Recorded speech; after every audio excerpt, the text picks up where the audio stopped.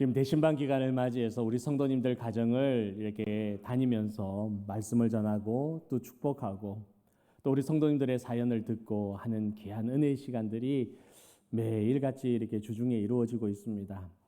특별히 마스크를 벗고 얼굴을 처음 뵙는 분들도 많이 있어서 참 반갑더라고요. 하나님의 은혜의 시간들을 나누고 있습니다. 여러분들 기도로서 잘 준비해 주시고 내 가정에도 우리 가정만을 향한 하나님의 축복의 말씀을 위해서 기도하시기를 바랍니다.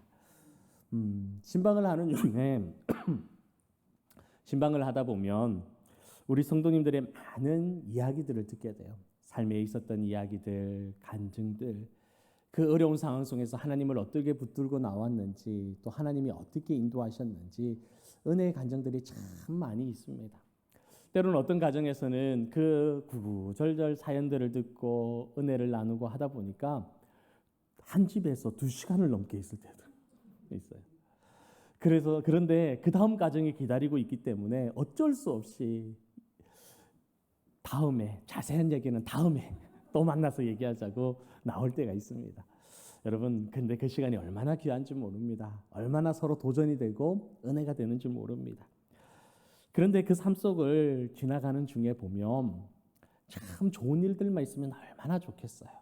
그런데 아픔이 있고 슬픔이 있고 또 잃었던 아픔도 또 외로웠던 기적들 너무나 많이 있습니다. 여러분, 인생의 삶이라는 것이 우리 뜻대로 되어지고 교과서처럼 딱 맞춰서 가면 얼마나 좋겠습니까? 그런데 그렇지 않더라는 거예요.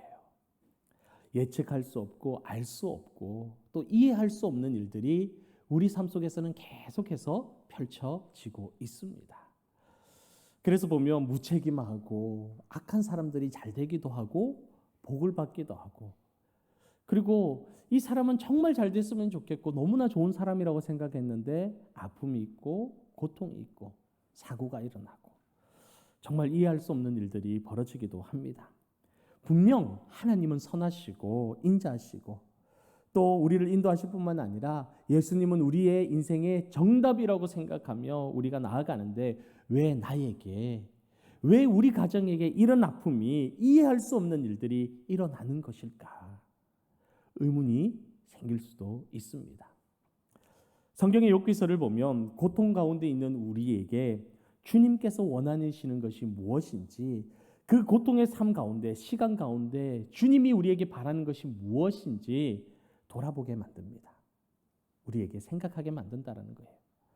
오늘 성경의 말씀을 통하여서 하나님이 정말 선하신가? 하나님이 정말 우리를 사랑하시는가? 그리고 나와 하나님의 관계는 어떠한가? 돌아보게 되는 은혜의 시간 되시기를 주님의 이름으로 축복합니다. 욥기 1장 1절에 보면 욥에 대해서 이야기를 하는데 욥은 참 훌륭한 신앙인이었어요. 욥은 온전하고 정직하고 하나님을 경외하는 사람이었고 악에서 떠난 사람이었습니다. 그리고 화평과 평안을 누리는 사람이었어요. 구체적으로 보면 아들이 7이 있었습니다. 그리고 딸이 3명이 있었어요. 다 복했어요. 자녀의 복도 하나님께서 주셨습니다. 또 굉장한 부자였어요.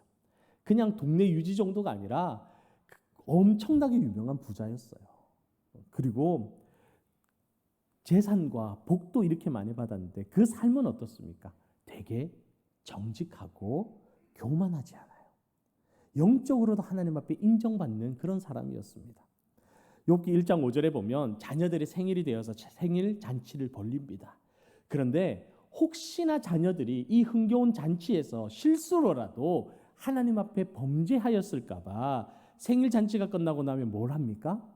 하나님 앞에 예배를 드리는 거예요. 제사를 드리는 거예요. 하나님, 혹시나 실수로 하나님 앞에 잘못했다면 용서하여 주시옵소서, 우리 자녀들 용서하여 주시옵소서 하고 하나님 앞에 늘 경건한 삶을 살기 위해서 노력하던 사람, 그 사람이 욥이었어요.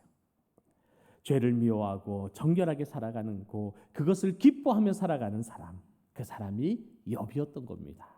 여러분 어떻습니까? 욥은 정말 완벽한 사람 아닙니까? 자녀의 복도 받고 재물의 복도 받고 뿐만 아니라 의로운 사람이요 하나님 앞에서 항상 겸손한 예배자의 삶을 살아가고 있었던 그런 사람이었어요. 여러분, 그런데 욥의 이름의 의미를 아십니까? 이름 복과는 다르게 욥의 이름에는 두 가지 의미가 있는데, 하나는 미움을 받는 자, 또 다른 하나는 핍박을 받는 자라는 의미를 가지고 있습니다. 6절부터 보면 욥의 이름처럼 욥의 인생의 어두운 서막이 시작됩니다. 하나님께서 사탄과 대화를 나누시는 장면이 나와요. 하나님께서 사탄에게 물으십니다. 네가 어디서 왔느냐? 이 말은 어디를 살펴보고 왔느냐 하고 물으시는 거예요. 그러자 마귀가 하는 얘기가, 사탄이 땅을 두루 다니다가 여기저기 다녀왔습니다 라고 얘기해요. 아마 이 두루두루 다녔다는 의미 속에는 그게 있는 것 같아요. 하나님, 내가 두루 다니면서 하나님의 사람들을 봤습니다. 세상 사람들을 봤습니다. 그리고 그들에게 가서 때로는 시험도 하고 시험도 주고 고난도 주고 했는데 그때마다 잘 넘어지대요. 하나님의 사람들 별거 없대요. 그러고 하나님 앞에 고발하고 있었는지도 몰라요. 누가 이렇게 했더니 죄를 지었고 저 사람이 저렇게 했더니 저런 죄를 지었습니다 라고 하나님 앞에 고발했을 수도 있어요. 여러분, 이 고발에 우리 영일만의 성도들의 이름이 없기를 주님의 이름으로 축복합니다. 사탄의 말에 하나님께서 욥을 소개합니다. 그래? 내 종 욥을 아느냐? 여러분, 1장 8절 말씀을 함께 보도록 하겠습니다. 우리 1장 8절 말씀을 함께 읽어보겠습니다. 시작. 여호와께서 사탄에게 이르시되 내가 내 종 욥을 주의하여 보았느냐? 그와 같이 온전하고 정직하여 하나님을 경외하며 악에서 떠난 자는 세상에 없느니라. 이 사탄에게 하나님이 욥을 소개하면서 이 욥을 받느냐, 이런 자가 있다라고 이야기하는 거예요. 여러분, 하나님께서 욥을 칭찬하고 보증하시는 내용이에요. 우리를 향한 하나님의 칭찬이 이런 내용이면 얼마나 좋을까요? 영일만 교회 누구를 봐라, 영일만 교회 이 사람을 봐라. 그럴 때에 하나님이 이렇게 칭찬할 수 있으면 얼마나 좋겠습니까? 그런 여러분 되기를 주님의 이름으로 축복합니다. 하나님께서는 욥을 자기의 종, 하나님의 종이라고 얘기를 하세요. 그러면서 그를 자랑스러워하시고 그로 인하여 기쁨을 누리고 계시는 것을 우리에게 보여주고 계십니다. 그러자 사탄이 9절에 이렇게 얘기를 합니다. 까닭 없이 하나님을 경외하리까. 하나님의 말에 사탄이 까닭 없이 하나님을 욥이 이렇게 경외하겠습니까? 하는 거예요. 다시 말하면 하나님 말씀대로 욥이 하나님을 경외하는 거 제가 인정합니다. 온전하고 정직한 것도 인정합니다. 그런데 하나님, 욥이 아무 이유 없이 하나님을 경외하겠습니까? 욥이 아무런 보상도 기대하지 않고 이런 온전함, 이런 정직한 생활 하고 있을까요? 하나님 앞에 질문을 던지는 거예요. 욥이 왜 하나님을 경외하는지 그 원인에 대해서 의문을 제기하고 있는 겁니다. 까닭 없이 하나님을 경외하리까? 성도 여러분, 여러분 스스로에게 이 질문을 한번 던져보시기 바랍니다. 까닭 없이 하나님을 경외합니까? 여러분은 왜 하나님 앞에 나와서 지금 예배를 드리고 계십니까? 왜 하나님 때문에, 무엇 때문에 하나님 앞에 나와 예배를 드리고 11조를 드리고 시간을 드리고 아무 대가 없이 봉사하고 헌신하고 섬기고 전도하면서 사람들을 이끌고 나오면서 찬양하며 이 자리에 있느냐라는 거예요. 왜 그러십니까? 종교 심리학자들은 종교를 비본질적인 종교와 본질적인 종교 두 개로 구분하여 나눕니다. 어떤 사람이 종교를 다른 목적을 위해서 사용하고 있다면 그것은 비본질적인 종교라는 거예요. 종교를 통해서 사회적인 신분을 유지하고 사교를 위한 목적으로 나오는 사람, 또 마음의 평안을 위한 치유센터처럼 사용하면서 나오는 사람, 아픈데 혹시나 기도받고 기도하면 나을까 싶어서 병원처럼 생각하면서 나오는 사람, 이런 사람들은 종교를 비본질적인 것으로 생각하고 나온다는 거예요. 제가 사역하는 동안 기관교회에 있었던 적이 있어요. 대학교회도 있었고 군교회도 있었습니다. 사역을 하는데 그런 교회들은 조금 다른 면이 있어요. 이런 비본질적인 종교인들이 조금 많아요. 대학에 있을 때는 이사장님이 그곳의 장로님이셨어요. 이사장님이 나오시니 직원들이 주일날 얼굴 도장 찍으려고 대학 직원들이 나올 뿐만이 아니라 그 이사장님이 회장으로 계시는 기업의 직원들도 그 대학교회까지 나와요. 그래서 얼굴 도장 찍고 눈도장 찍고 돌아갑니다. 그분이 왕이에요. 그리고 군교회도 비슷합니다.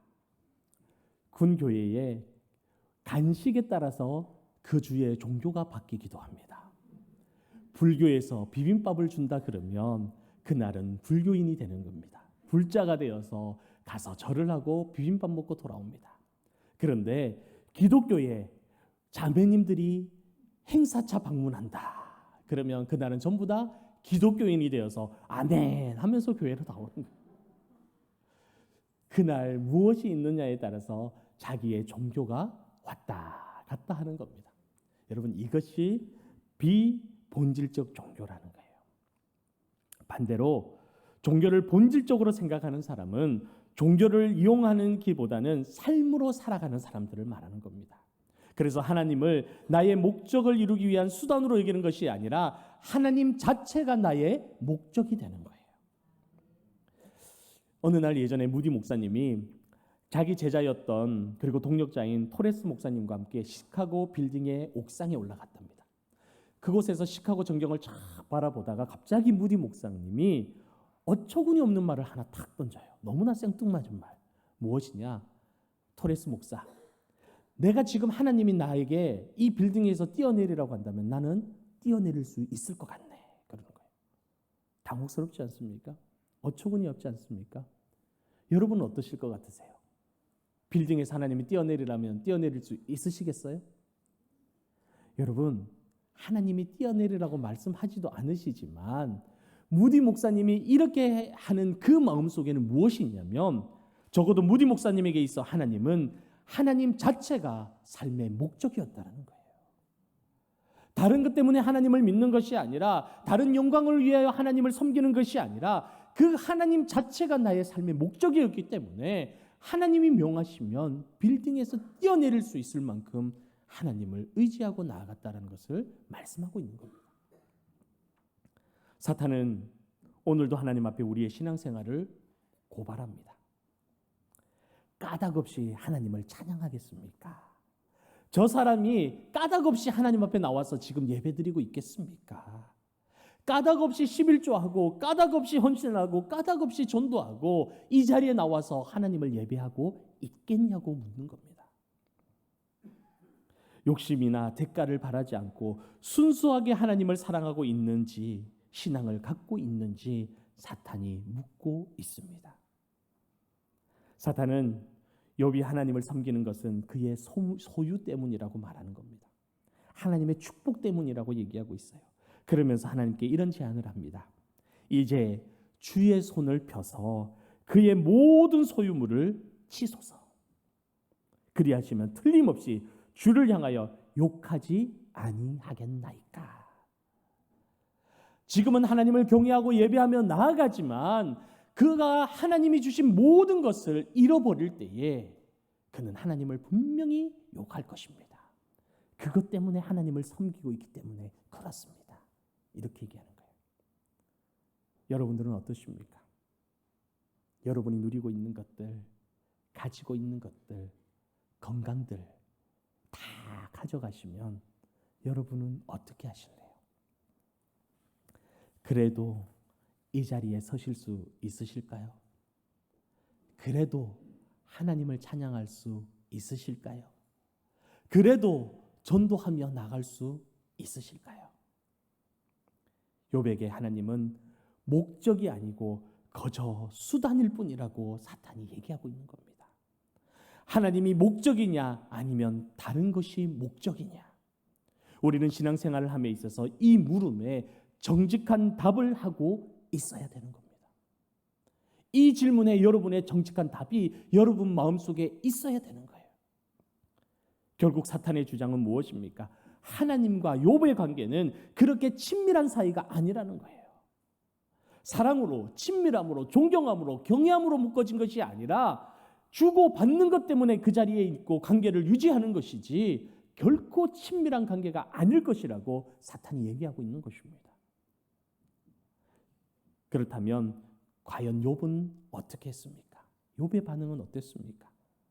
원인을 모를 고통이 찾아와서 깊은 한숨과 절망 가운데 몰려 있을 때에 욥은 어떻게 했냐라는 거예요. 여러분, 우리가 잘 알고 있지만 욥은 그 절망 속에서, 그 고통 속에서 하나님을 놓지 않았습니다. 하나님을 더 깊이 묵상하고 하나님과 끊어지지 않는 관계를 유지하며 나아갔던 것입니다. 사랑하는 성도 여러분, 욥의 이야기는 우리들의 이야기예요. 우리를 향한 이야기예요. 하나님과 우리 사이에 진정한 친밀함이 있는가, 깊은 사귐이 있는가 우리에게 묻고 있는 것입니다. 사탄의 고발은 예수님의 십자가상에서도 그대로 나타납니다. 예수님은 온전하고 정직한 분이셨어요. 죄가 없는 분이셨어요. 거짓을 멀리하고 악을 떠나신 분이었어요. 그런데 그런 분이 사람들로부터 버림을 받습니다. 그리고 십자가에서 가장 그 처참한 고통 가운데 목말라하며 고통 가운데 부르짖으며 헤아릴 수 없는 아픔과 고통이 예수 그리스도를 짓누르고 있었습니다. 예수님은 십자가 위에서 그때 하나님께 호소합니다. 나의 하나님, 나의 하나님, 어찌하여 나를 버리셨나이까? 어찌하여 나를 이 십자가상에서 고통받게 하십니까? 왜 나를 버리십니까? 왜 나를 이렇게 내동댕이 치십니까? 하나님께 호소하는 거예요. 그런데 예수님은 거기서 멈추지 않으셨어요. 그리고 이어서 얘기하십니다. 내 영혼을 아버지 손에 부탁하나이다. 그 절망 가운데서도 하나님을 찾고 내 영혼을 아버지 손에 맡깁니다. 부탁합니다 하고 하나님을 찾고 있는 것입니다. 처참한 고통의 십자가 속에서 하나님과 예수님의 깊은 사귐이 있는 거예요. 그 절망 속에서도 깊은 교제가 이루어지고 있는 것입니다. 십자가의 고통 속에서 아버지와 아들의 말로 표현할 수 없는 사귐과 그 관계를 우리에게 보여주고 계신 것입니다. 사랑하는 성도 여러분, 우리는 우리에게 일어나는 모든 일들을 알지 못합니다. 내일 무슨 일이 일어날지도 전혀 모른 채 우리는 걸어가고 있습니다. 느닷없이 자연재해로 사랑하는 가족을 잃을 수도 있어요. 교통사고로 다칠 수도 있고 질병으로 인해서 좌절하며 무너질 수도 있습니다.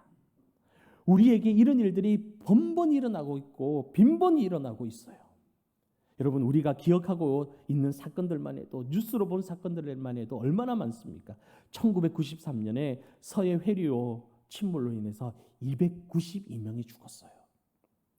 1994년에는 성수대교가 무너져서 32명이 사망했습니다. 1995년 삼풍백화점 붕괴로 502명이 갑자기 죽었어요. 2003년 대구 지하철 화재로 인해서 192명이 그 자리에서 죽었습니다. 2014년 세월호 침몰로 293명이 죽었어요. 실종자 11명까지 합한다고 하면 300명이 넘었습니다. 여러분, 이 중에 기독교인이 없었을까요? 이 중에 하나님을 예배하는 자가 없었을까요? 이 중에 신실한 하나님의 자녀가 없었을까요?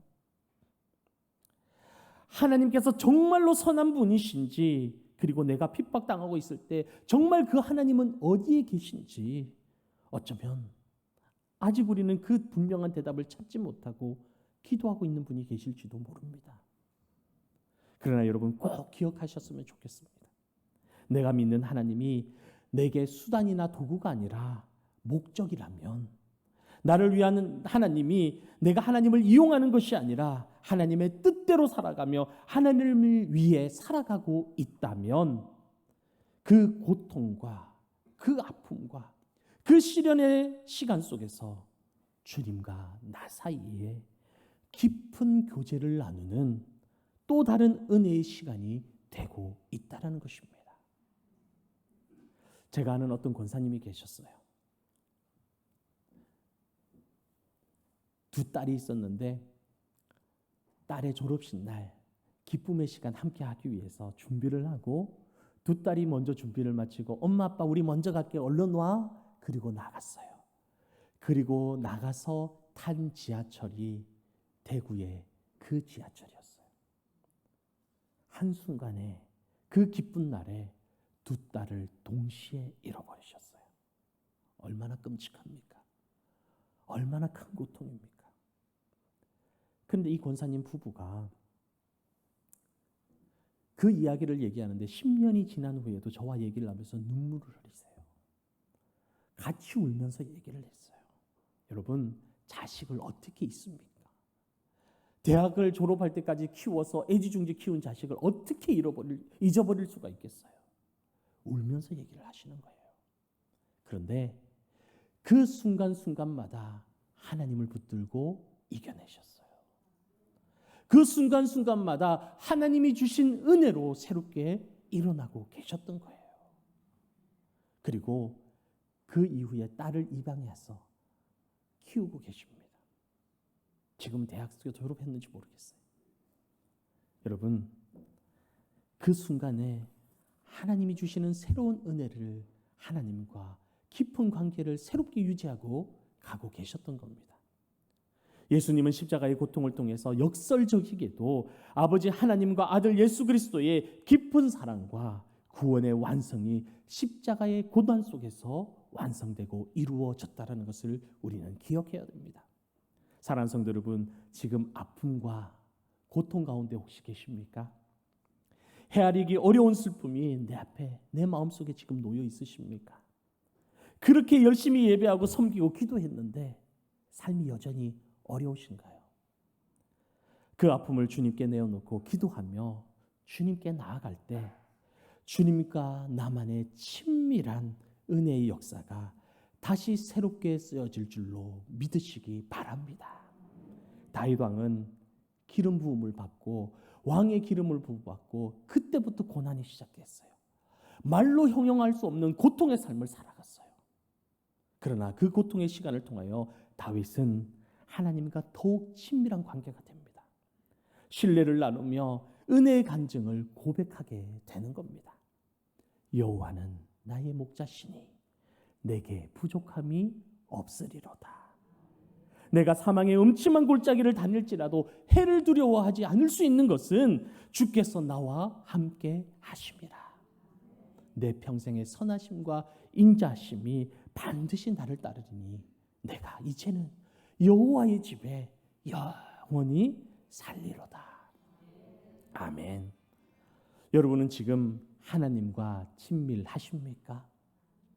여러분은 지금 현상 속에서, 상황 속에서 하나님과 친밀한 관계를 유지하고 계시는가요? 까닭 없이 하나님을 경외하리이까? 까닭 없이 하나님을 경외하리이까? 우리를 향한 사탄의 고발입니다. 이 사탄의 질문에 여러분의 답이 분명히 세워지기를 주님의 이름으로 축원합니다. 주님은 십자가에서 우리에게 답을 주셨습니다.